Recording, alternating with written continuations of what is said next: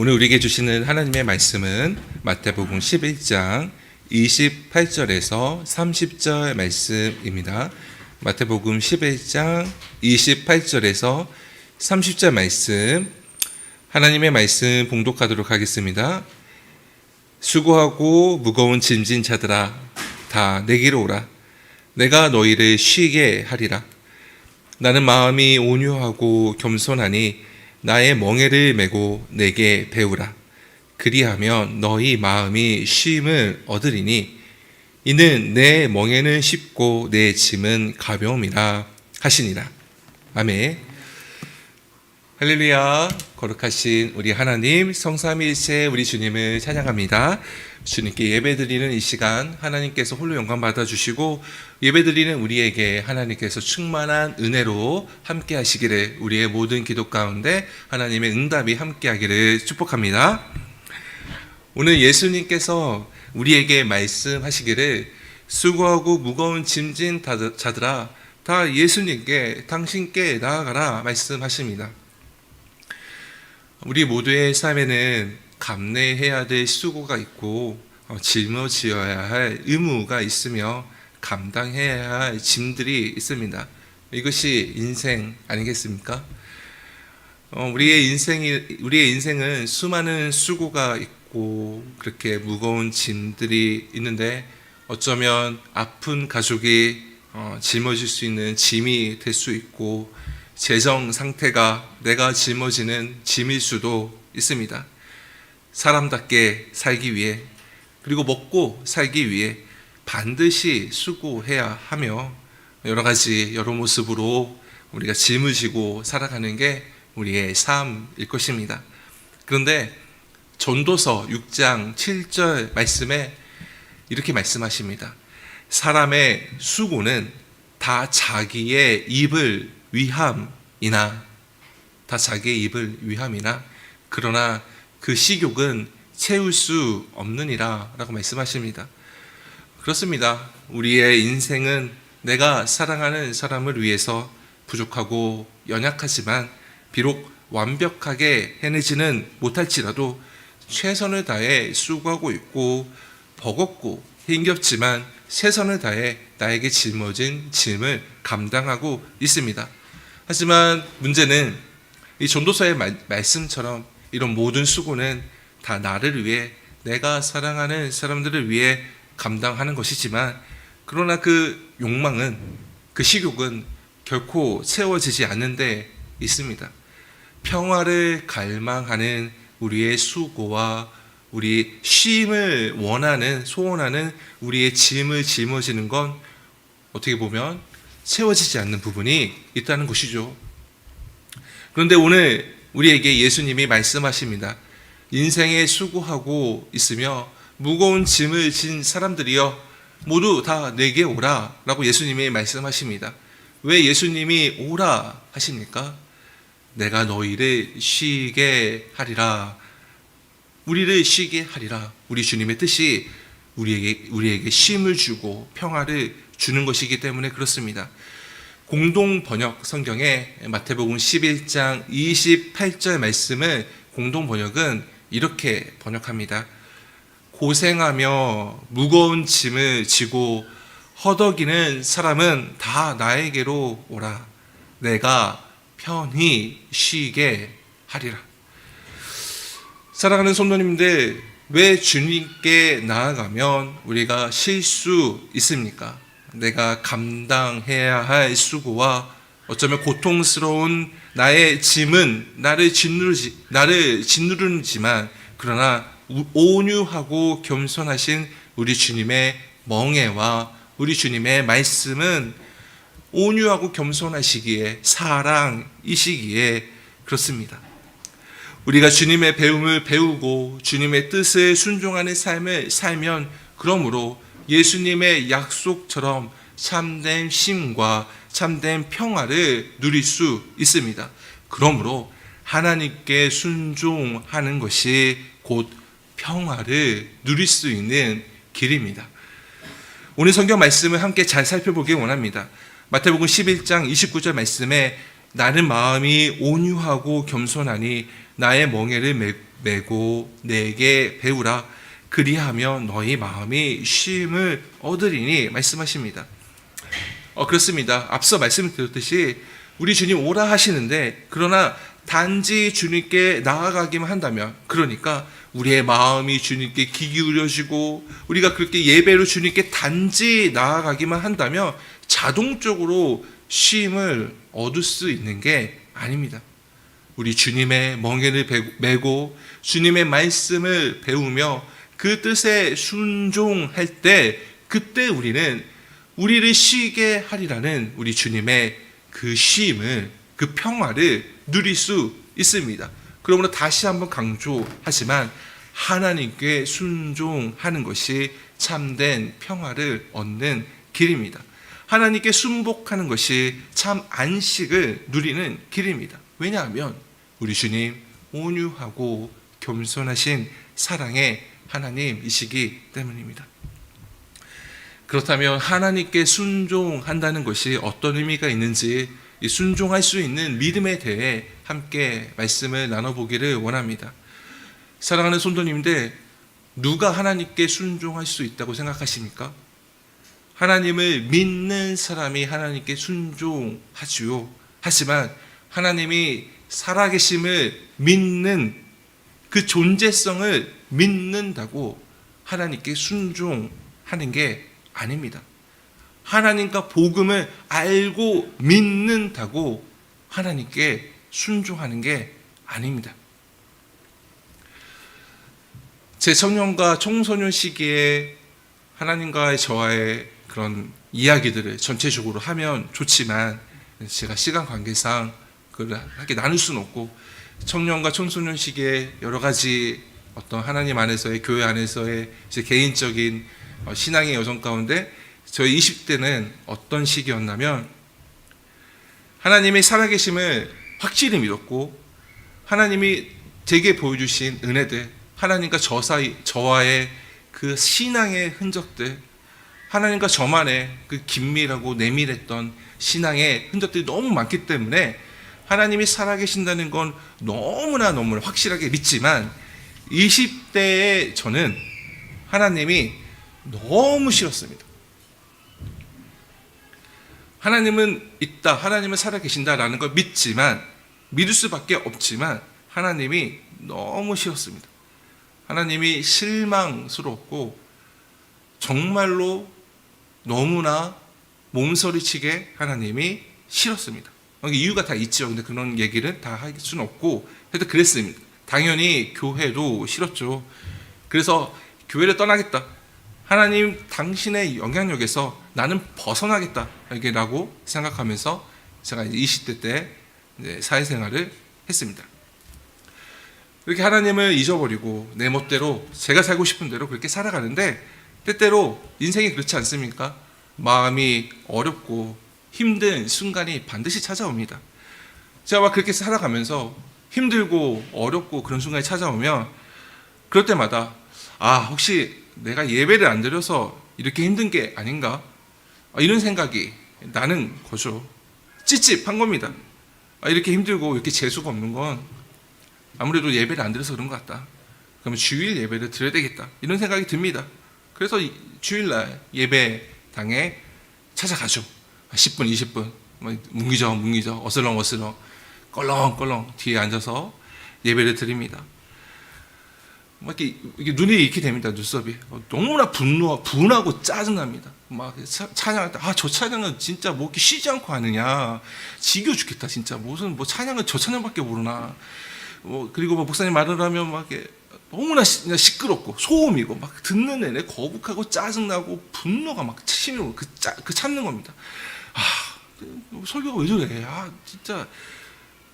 저분 뭔데 혼자 그렇게 흥분하는 거야? 막 이런 식의 짜증과 분노가 제 안에 가득가득하는 거죠. 막 너무나 싫고 너무나 짜증나는데 견뎌내는 겁니다. 너무나 짜증나고 너무나 싫고, 이 찬양 또 들어야 돼. 저 찬양, 조 목사님은 이 찬양밖에 몰라.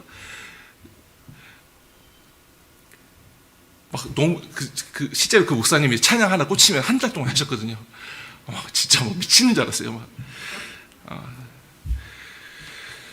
그리고 나서 예배가 끝나면 그 짜증을 참아냈습니다. 뭔가 짜증을 참아내고 이제 예배가 끝나면 이런 마음이 드는 겁니다. 액땜을 했다. 뭔가 숙제 하나 끝냈다. 이제 요즘 내내 재수 없었는데 이게 예배당에 와서 예배 드렸으니까 좀 이게 괜찮아지겠지, 이런 이기적인 소망을 품고 예배당을 떠날 때가 있었습니다. 제 20대 때 이야기입니다. 규모가 있는 몇몇 교회에서 교육자 생활을 했어요. 교인들 숫자가 있고 규모가 있다 보니까 별의별 사람들을 다 보게 됩니다. 그 중에 안타까움을 주는 것 중에 하나는, 설교가 딱 끝나면, 설교 끝나면 뭐 하죠? 기도하죠. 목사님이 설교 딱 끝나면, 설교 끝나고 기도하자마자 짐을 주섬주섬 챙기고 나가는 성도들이었습니다. 그런 사람들을 보면서 너무 마음이 안타까웠어요. 설교를 들었다가 예배를 드렸다가 아니거든요. 설교를 들었기 때문에 나는 예배를 드렸어, 그런 게 아니거든요. 예배는 설교가 아니거든요. 사랑하는 성도님들, 예배와 설교는 다른 겁니다. 예배 안에 설교가 있는 겁니다. 하나님, 예배의 충만한 아름다움과 예배 가운데 임재하시는 하나님의 그 은총과 내가 하나님께 마음을 올려드리고 경외를 드릴 때에 임하는 하나님 나라의 그 평화가 있는데, 단지 딱 예배 딱 드리고 기도 끝나면 주섬주섬 바로바로 어떻게 그렇게 나가는 성도들을 보며 마음이 참 안타까웠습니다. 20대 때 제 모습이 생각났습니다. 설교를 들었으니 예배를 드렸구나 라고 생각하시는 거 아닌가, 그런 마음의 안타까움이 들었습니다. 어떤 분들에겐 예배와 신앙생활이 자기 인생의 루틴이 된 사람들이 있습니다. 수년에서 수십 년 동안 예배 드렸으니까, 수십 년을 설교 듣고 수십 년을 신앙생활 하였으니 이 신앙생활이 하나의 습관이 된 것이죠. 하나의 생활 습관이 된 것입니다. 생활의 루틴이 된 것입니다. 우리가 운전을 처음 할 때 어떻습니까? 운전 처음 할 때 기억나시죠?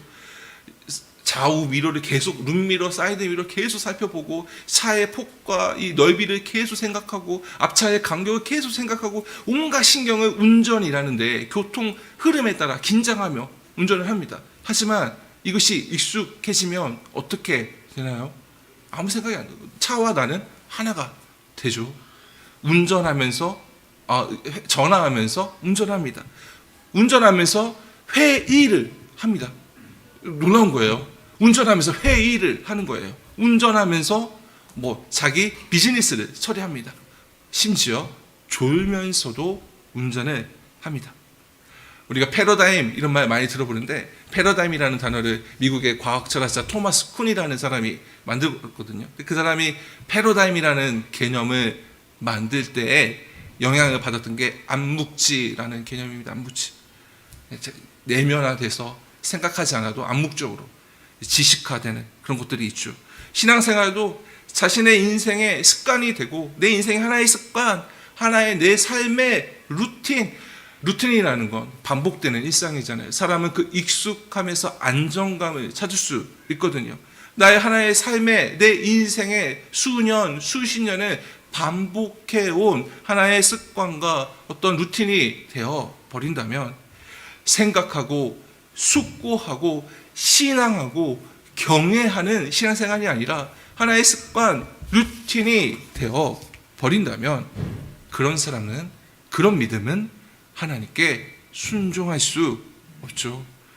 그런 분들에게 있어서 신앙은 자기 일상에서 반복되어져야만 안심할 수 있는 하나의 빠질 수 없는 루틴의 습관에 불과합니다. 사랑하는 성도님들, 이처럼 하나님을 믿기 때문에, 하나님에 대한 그 존재를 믿기 때문에, 복음의 진리를 아는 믿음이 있다고 해서 순종할 수 있는 게 아닙니다. 하나님께 순종할 때 참된 평화를 누릴 수 있는데, 그러나 이게 단지 그런 믿음, 하나님이 있다 정도의 믿음에 불과하다면 하나님께 순종할 수 없다는 겁니다. 그렇다면 어떤 믿음이 하나님께 순종할 수 있는 믿음입니까? 하나님을 사랑하는 믿음. 하나님을 사랑하는 믿음이 하나님께 순종하는 삶으로 나아갈 수 있는 것입니다. 조금 더 중요하니까 제가 반복을 하자면, 단순히 하나님을 믿는 믿음은 이런 것입니다. 전도서 5장 2절 말씀에 하나님은 하늘에 계시고 우리는 땅에 있다라고 말씀하는데 이 전도서 5장 2절의 이 본래의 말씀은 하나님은 하늘에 계신 하나님, 우리는 피조물이니 하나님 앞에 너의 입을 조심해라. 너의 자세를 겸손히 겸허하게 가져라 라는 말씀이 전도서 5장 2절의 말씀입니다. 하지만 단지 하나님이 계시다, 하나님이 있다, 하나님을 향한 믿음은 내 생활 습관이다 라는 이런 분들에게 있어서 이 전도서 5장 2절이 이렇게 다가올 수 있는 거죠. 하늘에 계신 하나님은 그저 내게 복을 주시고 내가 가는 길을 지켜주시고 저 죽음의 공포에서 구원을 약속해 주시기만 하십시오. 하나님은 딱 거기까지입니다. 왜냐하면 하나님은 하늘에 계시니까요. 그러나 땅에 있는 나는 이 땅에서 살아가니 내 삶은 내 방법대로, 내 기호대로, 내가 합리적이다라고 생각하는 방식대로 내 욕망을 충족하며 살아가겠습니다. 하나님의 세계는 하나님이 맡으십시오. 초월적이고 운의 영역, 형세, 이런 영역, 내가 어떻게 할 수 없는 불가항력적인 그런 하늘의 영역을 하나님이 일해 주시고 우리는 땅에 있으니 땅의 일, 땅의 것, 내가 열심히 살아보겠습니다. 이렇게 생각할 수 있지 않겠습니까?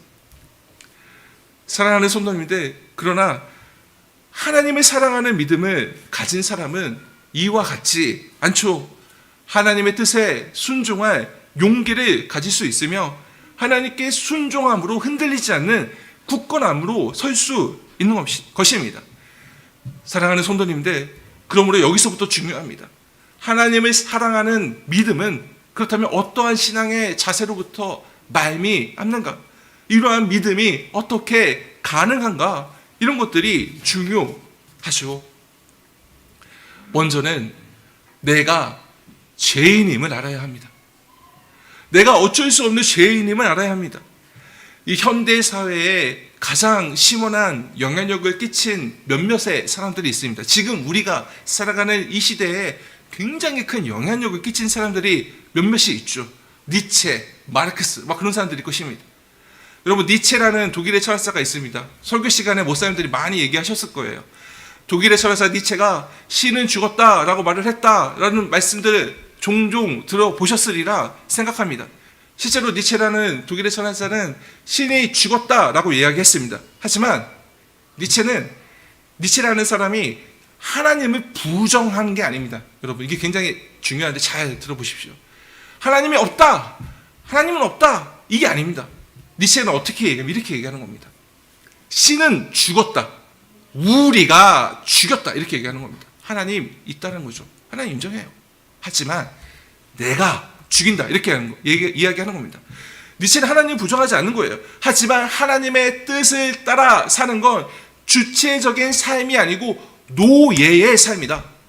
하나님의 규례와 율법대로 사는 건 노예의 삶이다. 그런 하나님을 죽여라. 그리고 내가 하나님을 죽였다. 그래서 신은 죽었다. 이렇게 이야기를 하는 겁니다. 제가 굉장히 주마관상적으로 이야기를 하고 실제로 이런 텍스트들은 그런 것에 관심이 있는 분들만 읽었을지 모르겠지만 그러나 그 사상의 영향력은 마르크스와 함께 지금 우리가 살아가는 이 시대에 굉장한 영향력을 주고 있습니다. 더 이상 사람들은 자기를 죄인이라고 생각하지 않습니다. 내게 용서받아야 할 죄가 있다라고 생각하지 않습니다. 나는 존귀한 사람이지 어떻게 나한테 죄가 있다고 그러는가? 나는 남이 나를 함부로 할 수 없는 그런 위대한 존재인데 어떻게 내가 죄인이라고 말을 하는가? 이런 생각들이 지금 사회 일반의 분위기인 것이죠. 하이델베르크 요리문답이라는 게 있습니다. 독일에서 만든 개혁교회의 교리서입니다. 사랑하는 성도님들, 독일 아시는지 모르겠지만 독일인들이 굉장히 학문적으로 철두철미하거든요. 그래서 이 하이델베르크 요리문답도 굉장히 단어가 어렵고 깊어요. 그래서 어렵습니다. 근데 그렇지만 굉장히 좋은, 굉장히 아름다운 교리서입니다. 교리서 중에 아름답다라는 말을 듣는 게 하이데베르크 요리문답입니다. 하이데베르크 요리문답의 제일 처음 1번이 무엇이냐? 예수 그리스도의 구원이 나에게 위로가 되기 위해서는 내가 무엇을 알아야 하는가라는 질문입니다. 그 대답은 나의 죄의 비참함을 아는 것이다 라는 것입니다. 내가 죄인임을 알고 내 죄의 비참함을 알 때 예수 그리스도의 구원이 나에게 위로가 된다는 것이죠. 제가 처음 교육 전도사를 시작했을 때 청년들을 맡았습니다. 비기너 패션이라는 게 있잖아요. 초심자의 열정 이런 게 있습니다. 제가 이제 청년 딱 맡고 뭐를 시작했냐면 이 아름답다는 하이데베르크 요리문답을 한번 같이 공부해보자. 그래서 이 하이데베르크 요리문답 책으로 공부를 시작했습니다. 제일 처음에 나오는 게 제가 앞서 말씀드렸듯이 우리 예수 그리스도의 구원이 우리에게 위로가 되려면 우리가 우리 죄의 비참함을 알아야 된다. 이런 것들에 대해서 이제 같이 공부를 하는데 굉장히 청년부 생활을 열심히 하는 청년 하나가 정색을 하면서 저에게 이렇게 얘기합니다. 왜 내가 죄인입니까? 왜 내가 죄인인 걸 인정해야 합니까? 왜 내가 비참해야 된다는 걸 알아야 됩니까? 정색을 하면서 저에게 질문을 했습니다. 지금에야 이런 얘기 저런 얘기 할 수 있을 것 같은데 그때는 좀 너무 당황하고 너무나 당연하게 생각했던 것을 인정하지 못하고 흥분하는 그 모습을 보니 정신을 차릴 수 없어서 이렇게 넘어갔던 기억이 있습니다. 그 당시 그때 그 청년을 보면서 요즘 젊은 청년들의 분위기가 이런 거구나라는 걸 경험해 본 적이 있습니다. 사랑하는 성도님들, 우리 중에 저를 포함해 자기 자신이 나의 의로움으로 하나님 앞에 구원받을 자신이 있는 사람이 있습니까? 하나님 앞에 결코 부끄러움이 없고 구원받기에 합당한 신앙의 공로가 내게 있다라고 확신하는 분이 혹시 계십니까? 나 자신을 뒤돌아봤을 때 내가 이 죽음과 이 저주의 문제를 내가 하나님께 구원을 받을 것을 인정받을 만한 그런 신앙의 자세와 삶의 태도와 마음으로 살아간다 확신하고 자신하는 분이 계십니까? 사도 바울은 로마서 7장 21절에서 24절 말씀에 자신의 내면을 들여다보며 탄식하죠. 그러므로 내가 한 법을 깨달았노니 곧 선을 행하는 원하는 나에게 악이 함께 있는 것이로다. 내 속사람으로는 하나님의 법을 즐거워하되 내 지체 속에 한 다른 법이 내 마음에 법과 싸워 내 지체 속에 있는 죄의 법 아래로 나를 사로잡는 것을 보는도다. 오호라, 나는 공고한 사람이로다. 이 사망의 몸에서 누가 나를 건져내랴? 하나님을 사랑하는 믿음을 갖기 위해서는 첫째로 내가 죄인임을 인정해야 합니다. 나의 죄의 비참함을 알아야 됩니다. 내가 구원받을 자격이 하나 없는 것을, 하나님께 사랑받을 자격이 아무것도 없는 것을 아는 것입니다. 그런 나 같은 죄인을, 이렇게 연약하고 부족한 나를 사랑하시는 하나님의 복음이 그러므로 그때 복음이 되는 것입니다. 죄인인 나에게 다가오시고 나를 사랑하시는 하나님의 십자가의 그 복음이 그제서야 복음이 되고 그 하나님의 사랑을 볼 때 그제서야 나도 주님을 사랑할 수 있는 것입니다. 사랑하는 성도님들, 이것이 중요하기 때문에 다시 강조하고 싶습니다. 나는 이토록 죄인이지만 하나님은 그런 나를 사랑하시어 은혜를 베풀어 주십니다. 구원받을 자격이 없는 나를 구원해 주시는 하나님, 하나님의 사랑을 받을 자격이 없는 나를 사랑해 주시는 하나님, 그것이 바로 사랑의 하나님의 복음인 것입니다. 은혜라는 뜻은 받을 자격이 없는 자에게 주시는 하나님의 자비로우심이라는 뜻입니다. 만약 내가 죄인인 것을 모른다면, 내가 죄인임을 인정하지 않는다면 그런 죄인을 용서하시고 그런 죄인을 사랑하시는 하나님의 사랑에 결코 감동할 수 없고, 감동할 수 없다면 하나님께 사랑으로 나아갈 수 없는 것입니다. 앞서 로마서 7장에 사도 바울이 오호라, 나는 공고한 사람이로다. 죄의 법 아래로 나를 사로잡는도다 라고 탄식하였지만 바로 로마서 8장 1절에서 2절에 이렇게 선포하고 이렇게 고백합니다. 그러므로 이제 그리스도 예수 안에 있는 자에게는 결코 정죄함이 없나니 이는 그리스도 예수 안에 있는 생명의 성령의 법이, 로마서 7장 앞에서는 죄의 법 아래로 나를 사로잡는도다 탄식하는데, 그리스도 예수 안에 있는 생명의 성령의 법이 죄와 사망의 법에서 나를 해방하였습니다 라는 찬미의 신앙 고백을 할 수 있는 것입니다. 우리 예수님은 하나님께서 완전한 사람으로 이 땅에 오신 분이십니다. 예수님 완전한 인간이세요. 여러분, 이게 굉장히 놀라운 겁니다. 사랑하는 성도님들, 이게 어떻게 다가가는지 모르겠지만 기독교 2000년의 수많은 이 기독교 역사에서 예수님 하나님이 사람이 되셨다, 이 복음에 수많은 사람들이 감동하고 자신의 생명을 바쳤습니다. 헤라클레스처럼 반인, 반신 이런 것이 아닙니다. 완전한 인간이세요. 완전한 하나님이, 창조주 하나님이 어떻게 이 땅에 오셨습니까? 여인의 뱃속에 잉태하셨습니다. 어린 아기로 태어나셨습니다. 완전한 인간이에요. 예수님이니까 뭔가 독특하고 다르고 뭔가 우월하고 그런 것이 아닙니다. 우리와 똑같은 분으로 하나님이 이 땅에 오셨습니다. 천지의 창조주께서 인간의 연약한 육신으로 이 땅에 당신의 삶을 사셨던 것에 하나님의 겸손하심이 있는 것입니다.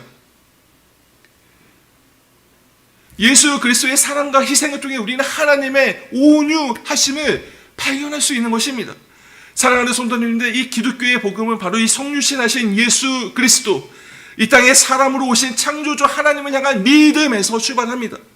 죄인인 우리를 구원하시는 하나님이 어떻게 사람이 되시기까지 우리를 사랑하셨다라는 게 기독교의 복음입니다. 창조주 주님이 사람이 되셨습니다.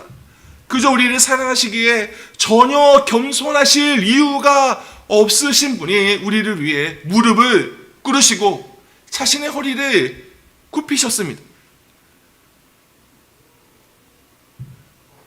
그러면 우리 주님께서는 당신은 온유하고 겸손하니 내게로 와, 내 멍에를 지고 나의 배움을 배우라, 순종하라 말씀하시는 겁니다. 그리하면 쉼을 얻으리라 약속하시는 것입니다. 그리고 우리가 실제로 주님께 나아가 주님의 멍에를 메고 주님께 순종할 때에 참 평화를 누릴 수 있습니다. 왜냐하면 우리 주님의 멍에와 우리 주님의 말씀은 온유하고 겸손하기 때문입니다. 하나님이 우리에게 겸손하신다.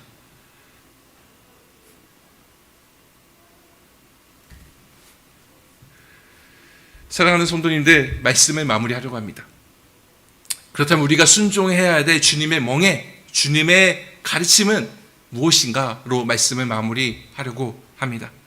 하나님의 뜻에 순종하는 삶에 대해서 굉장히 많은 말씀들을 나눌 수 있겠지만 오늘 저는 그 제1되는 원리, 가장 핵심되는 원리에 대해 말씀을 나누고자 합니다. 마가복음 12장 28절에서 31절 말씀입니다. 서기관 중 한 사람이 그들이 변론하는 것을 듣고 예수께서 잘 대답하실 줄을 알고 나와 묻되 모든 계명 중에 첫째가 무엇이니까? 예수께서 대답하시되 첫째는 이것이니 이스라엘아 들으라. 주 곧 우리 하나님은 유일한 주시라. 내 마음을 다하고 목숨을 다하고 뜻을 다하고 힘을 다하여 주 너의 하나님을 사랑하라 하신 것이요. 둘째는 이것이니 내 이웃을 내 자신과 같이 사랑하라 하신 것이라. 이보다 더 큰 계명이 없느니라. 하나님을 사랑하는 삶, 나의 이웃을 사랑하는 삶, 그러니까 사랑의 우리 주님을 본받아 사랑하는 삶을 사는 게 우리 주님의 멍에를 매는 것이고 주님의 말씀을 듣고 배우며 지키며 순종하는 것입니다. 사랑하는 성도님들, 우리의 삶을 뒤돌아보면 사랑하며 살기보다 욕망으로 살 때가 많고 사랑하며 살기에도 너무나 시간이 없고 바쁜데 복수로 살아가고 응징으로 살아가고 지배하려고 살아가고 미워하며 살아갈 때가 많은 것을 발견할 수 있습니다. 하나님께 순종하는, 하나님의 뜻에 따라 순종하는, 하나님을 사랑하는 믿음은 온유하고 겸손하신 우리 예수님의 본받아 우리 주님께서 우리를 사랑하셨듯 우리도 사랑하는 삶을 사는 것입니다. 우리 예수님 약속하십니다. 그렇게 사랑하는 삶으로 하나님께 순종하는 사람, 주님을 사랑하는 믿음으로 주님의 말씀에 순종하는 사람, 참된 쉼을 얻으리라. 참된 평화를 참된 평화를 주리라. 우리 주님 약속하십니다. 우리가 주님의 그 약속을 바라보며 우리가 실천할 때 하나님의 응답을 경험할 수 있습니다. 그러므로 내 안에 내 가족을 사랑하는 삶으로 주님께 순종하시기를 축복합니다. 내 형제와 나의 이웃을 용납하고 이해하며 배려하는 삶으로 주님께 순종하는 삶을 사시기를 축복합니다. 우리 주님 우리에게 온유하고 겸손하게 사랑할 때 온유하고 겸손하게 다른 이를 배려하고 다른 이를 섬기고 다른 이의 유익을 위해 희생하는 삶으로 순종하기를 축복합니다. 그렇게 우리 주님께 순종하는 삶으로 우리 하나님을 사랑하는 삶으로 우리 예수님이 주시는 참된 평화를 누리는 복된 드림의 교회 성도님들이 되시기를 주님의 이름으로 축복합니다. 오 주님, 온유하고 겸손하신 주님께 나갑니다. 주님의 멍에를 메고 주님의 말씀에 귀 기울여 순종하겠습니다. 오직 주님 안에서만 참된 평화가 있음을 고백합니다. 하나님을 사랑하는 믿음으로 주님의 모든 뜻에 순종하며 살기를 소원하오니 주님이 주시는 참된 평화를 누림으로 이 모든 것을 넉넉히 감당할 수 있도록 은혜를 베풀어 주시옵소서. 주님께 순종하는 삶을 결단합니다. 하나님 함께하여 주시고 능력을 베풀어 주시고 동행하여 주소서. 주 예수 그리스도의 이름으로 기도드립니다.